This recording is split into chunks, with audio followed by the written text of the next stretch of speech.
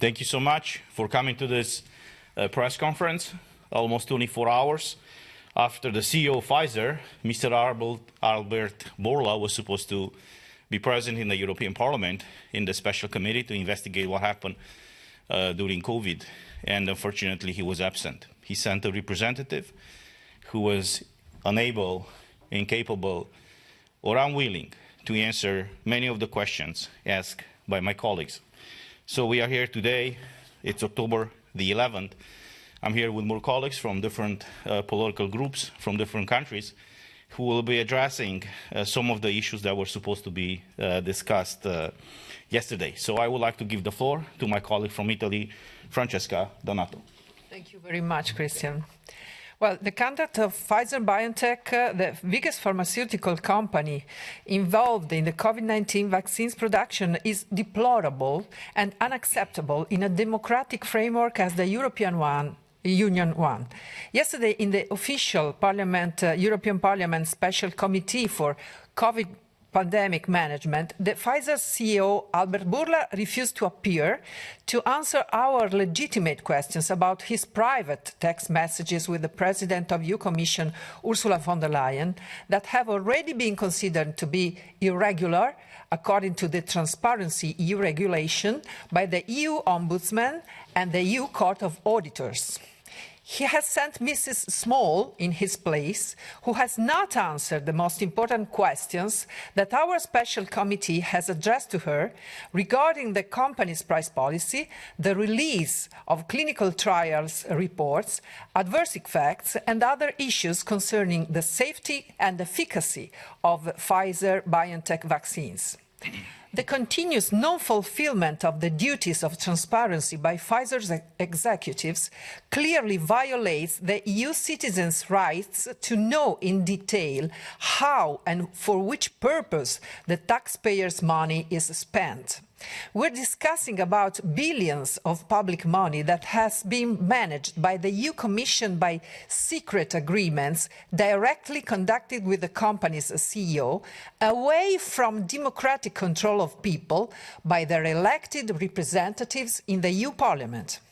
The refusal by President von der Leyen to disclose the content of their text messages first, and the denial by Mr. Bourla to appear in front of the Parliament then, followed by the reticent behavior of Mrs. Small yesterday, casts concerning shadows on the legitimacy of the entire contract award process, leaving suspicion of corruption to emerge.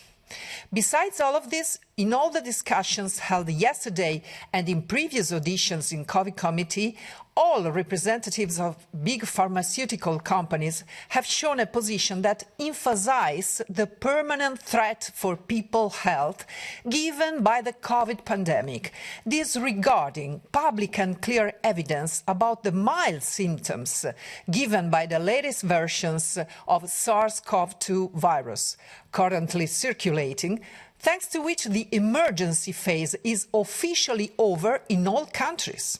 Actually, Mrs. Small yesterday needed to announce a possible new variant being more aggressive as well as more contagious, disregarding any scientific literature assessing that such evolution of a virus in nature is just impossible.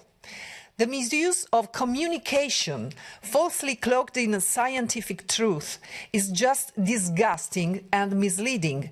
Joined with this inexcusable lack of transparency, it has the only outcome of destroying any trace of trust in the whole scientific community by European people.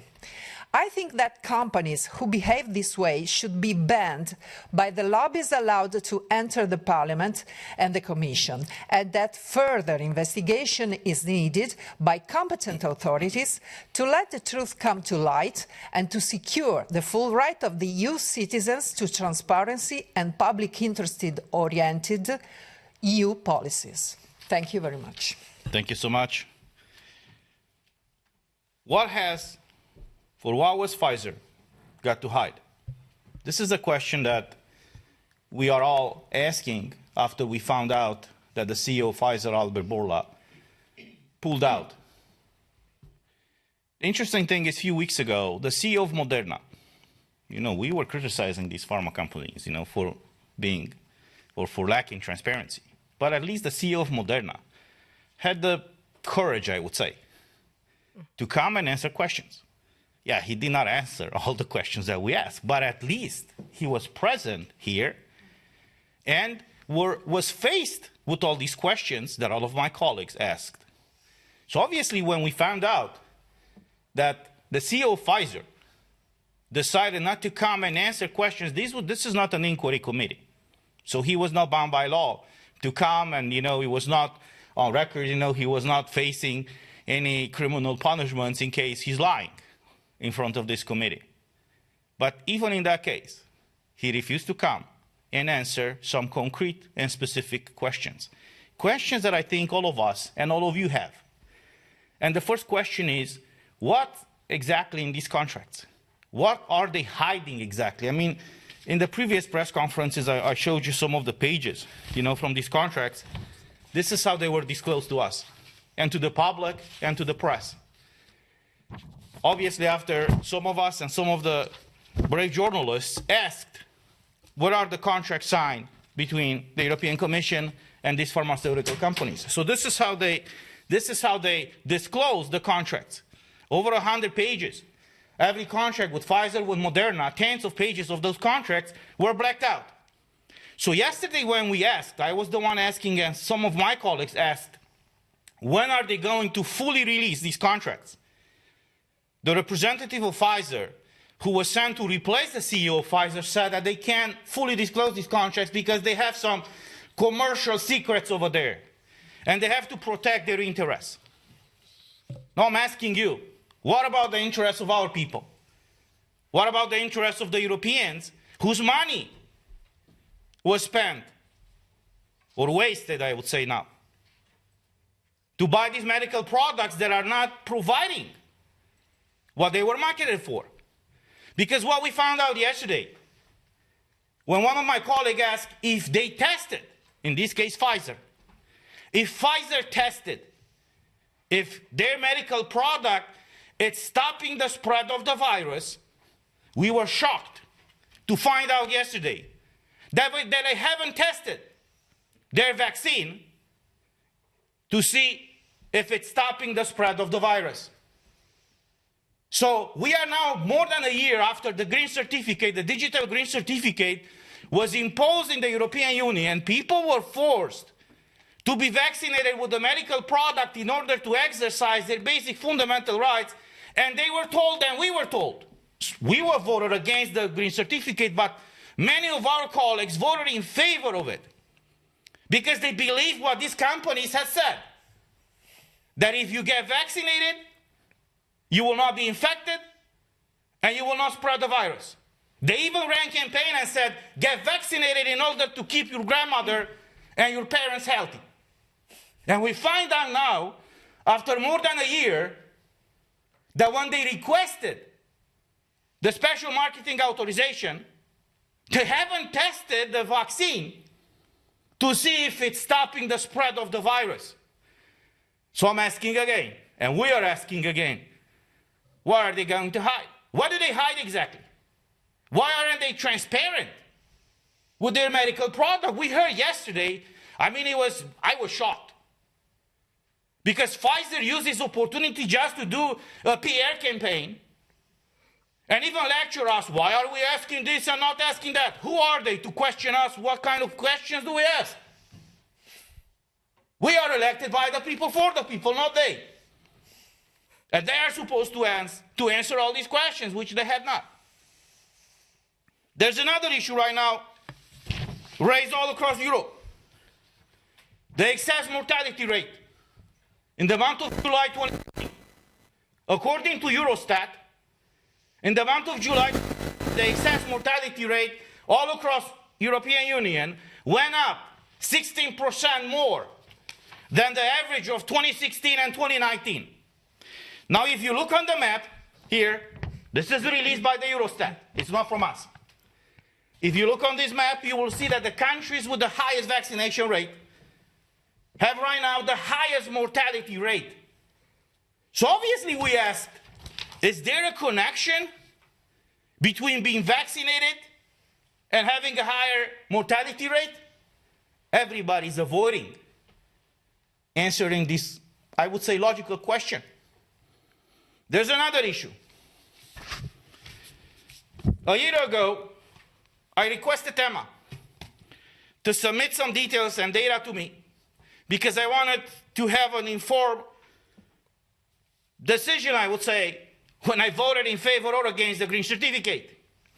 And one of the questions that I asked EMA is to send me all the trials, the tests, the clinical trials that all these medical companies had done, either in animals or in humans, before they requested the marketing authorization. So in the case of Pfizer, here's something interesting. Comirnaty. When they submitted the information and the clinical trials to Pfizer, here's all the tests that they submitted along with their request. They submitted a clinical trial that started in January 14th, 2020. I asked yesterday the representative of Pfizer and she declined to answer. How is it possible that we, the world, found out in December of 2019 that there is a COVID, or coronavirus as it's called, in China, December of 2019.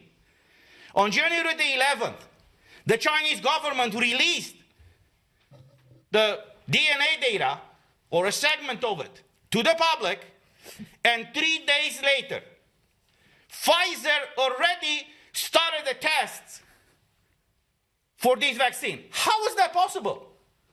She did not answer. In the case of Moderna, and I've asked the CEO of Moderna 2-3 weeks ago when he was here, they submitted trials since 2017. So I'm restating the question, how is it possible that when we found out in the fall of December, winter of 2019 about this virus, they submitted tests of their vaccines years before we found out about the virus? And I'm still asking that question now. How is that possible? So these are the legit questions that we all asked, and that people are asking us. And unfortunately, they are declining to answer. So these were the main topics, I would say, that we tried to clarify yesterday. And unfortunately, the Pfizer representative, as Moderna representative, declined to answer. We will keep pushing to clarify these facts, and nevertheless, to make sure that the European Commission is going to fully release the content of these contracts. Thank you. And I would like to give the floor now to my colleague Virginie Joron from France. Merci Christian. Mesdames et messieurs, d'abord, je partage l'analyse de mes collègues. Ils ont parfaitement résumé la journée d'hier, qui était une mascarade. Nous avons perdu 2 heures, puisque aucune des questions que nous avions posées, qui étaient très claires, que ce soit sur les contrats, les SMS, les prix, les effets secondaires, aucune des questions n'a été répondue. Et j'ai envie de dire, en fait, lors de ces auditions, il devrait prêter serment, puisque effectivement, c'est une audition officielle. Et je regrette que, effectivement, M. Bourla ne soit pas présenté à cette audition, puisqu'on sait tous que c'est le contrat d'achat le plus important qui a été négocié au sein de la Commission. Je rappelle, c'est 2,4 milliards de doses pour au moins 36 milliards d'euros. Donc, avec tous ces faits, j'ai interrogé un cabinet d'avocats en France pour savoir ce que nous pouvions faire. Puisque manifestement, grâce à ce rapport de la Cour des comptes de l'Union européenne qui vient d'être publié, nous avons 35 pages de critiques, de demandes, de manque de transparence. Et la page 33 est très claire, où ils indiquent que des négociations préliminaires ont été faites par Madame van der Leyen et qu'à ce titre, elle a manqué de professionnalisme. Donc un signalement de fait de suspicion de corruption passive commis par Madame van der Leyen, qui porte atteinte aux intérêts financiers de l'Union européenne, va être fait. Je demande aussi à être reçue par la procureure européenne en chef et via mon cabinet d'avocats, qui est donc Laura Codruta Covesi. Et j'invite aussi tous nos concitoyens qui nous regardent de faire la même chose, puisque un signalement est possible via ce site internet où en fait les intérêts financiers de l'Union européenne nous touchent tous. Donc voilà, pour résumer un petit peu la situation, je pense qu'aujourd'hui maintenant, vu le constat que nous avons tous vu hier, c'est qu'effectivement, ils viennent, ils ne répondent à rien et ils continuent à nous vendre leurs produits. Donc il faut maintenant agir. Je vous remercie. Thank you so much. I would like to give the floor now to Silvia Liemer from Germany. Thank you very much. First of all, I couldn't agree more with my colleagues on what has already been said here.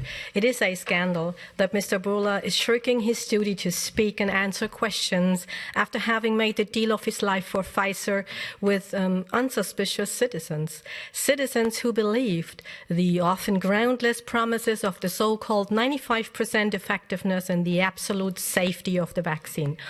And not only did they pay billions of euros in taxpayers' money for it, quite a few of them also paid for these promises with the loss of their personal well-being. So it was more than obvious for me to ask for the approval data for the vaccination, especially since the mRNA vaccines have now received full market authorization in the EU, which is completely incomprehensible and unacceptable to me. This at a time when even the media mainstream can no longer conceal the sometimes life-threatening or even fatal side effects. The committee meeting yesterday and the so-called answers to my questions have been an impertinence that cannot be surpassed. Mrs. Small, representing Mr. Burla, either pretended to be ignorant or was unwilling to address any of my questions. The EMA approval was made with reference to additional clinical trial data. Mrs. Small would not answer questions about what the data material was. A mandatory study on safety for pregnant women was quietly discontinued by Pfizer. Preliminary data from V-Safe, a program of the US authority CDC, seems to show a devastating rate of spontaneous abortions in pregnant women. Mrs. Small declined to comment. But an unnamed Pfizer official in the room responded that corona could cause complications in pregnant women. It is unbelievable for me in what ways people are trying to dodge my questions. There are even no clinical trial at all available for the adopted Omicron variant. Mrs. Small did not address this. Meanwhile, the Florida Health Department advises men up to the age of 39 not to get vaccinated because of the significant incidence of heart-related deaths. Mrs. Small has been silent on this as well. The pinnacle of the corona freak show for me was reached when they talked about real-world data. Real-world data means nothing else than in the absence of any suitable clinical study data, one pretends that the 900 million vaccine doses given in the EU are an adequate substitute. They are not. What's more, unsuspecting citizens who believed the promises of supposedly effective and safe vaccines were degraded to guinea pigs. And yes, this disinformation campaign must be addressed, but in a very different way from what an EU Commission imagines. Thank you. Thank you so much. I would like to give the floor now to my colleague Ivan Sinčić from Croatia. Thank you very much. So basically yesterday there was another session of COVID committee. Just like most of the sessions before, we couldn't get much answers. We had really good questions, but the other side, in this session, the representative of Pfizer and others couldn't provide us with any real answers. They were mostly doing their positive PR campaign. You know, they're using the committee to promote their products that are going to come, the next products, the next generation of products for Omicron now and things like that. So it is a major disgrace that the CEO of Pfizer, Mr. Albert Bourla, failed to present himself before our committee, and it is even bigger disgrace that he has no real intention of appearing ever. Apparently, he only cares about the citizens' money and not about transparency, and basically answering some questions about his products and the conducting of his company, so and so. So I will suggest to the Secretariat that invites our guests, the ones that we speak with, that he should be invited using a text message and not an email next time. Perhaps he will appear in that way. I come from Croatia, as my colleague Mr. Terhes said, and in Croatia we know how Pfizer does things. I will remind you of a huge scandal exactly 10 years ago when Pfizer was penalized for bribing Croatian doctors responsible for registration of medicines and for bribing doctors in Bioethics Commission in Croatia who were evaluating clinical trials. And in the end, Pfizer had to pay $60 million just for that.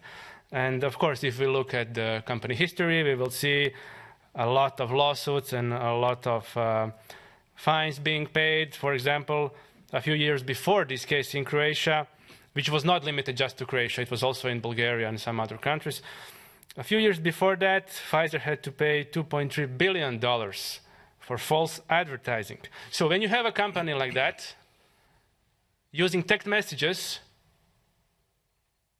to communicate with the head of the commission, then a concerned citizen must ask himself or herself, what is happening here?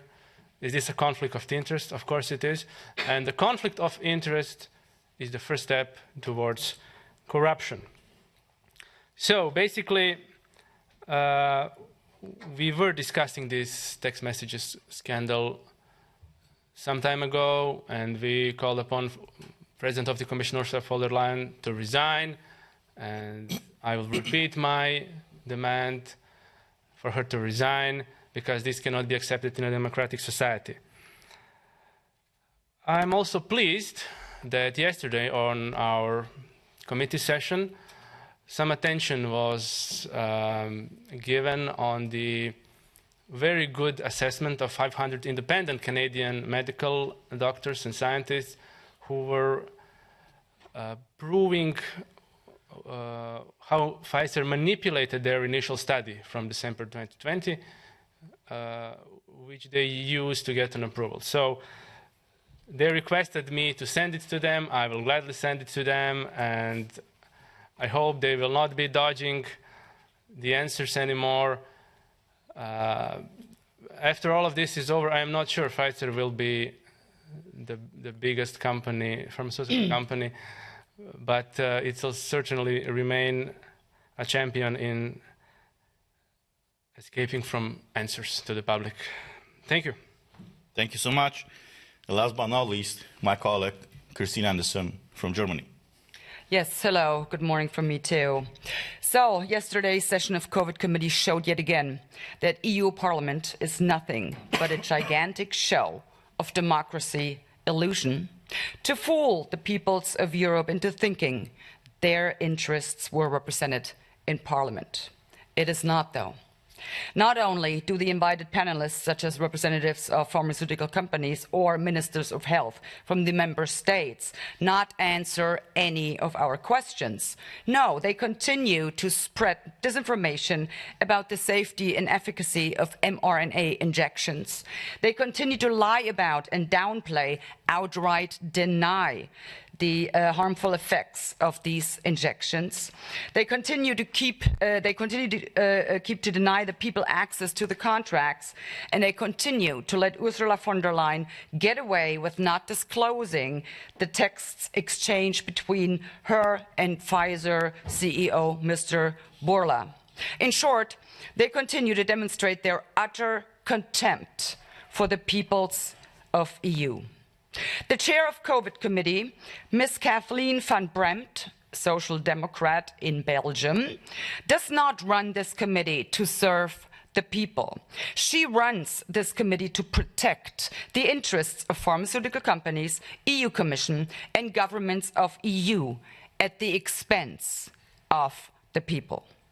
Yesterday, Mrs. van Bremt refused to put a point of order to a vote.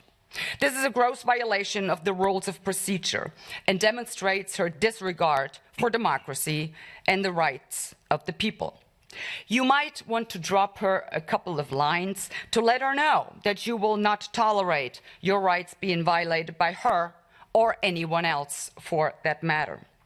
I had raised this point of order to declare COVID committee incompetent to serve the best interest of the people and to expose their scheme for lack of authority to compel anyone to appear in front of committee and to answer any questions, thus opening a way to have a formal committee of inquiry set up.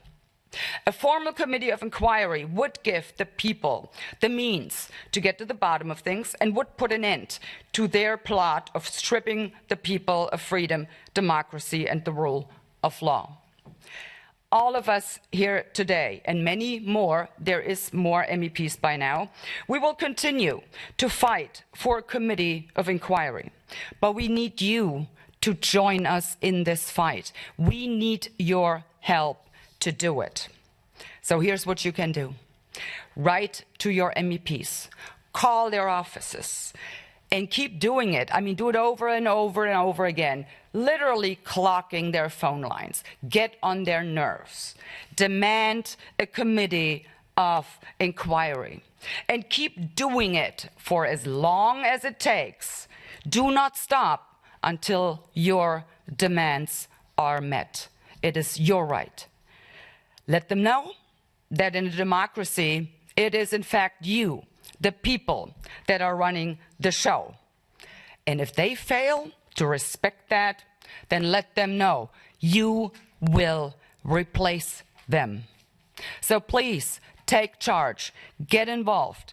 Don't let these anti-democrats get away with stripping you of your freedom, democracy, and the rule of law. Thank you. Thank you so much, Kristen. If there are any questions online? No? Thank you so much. Have a great day.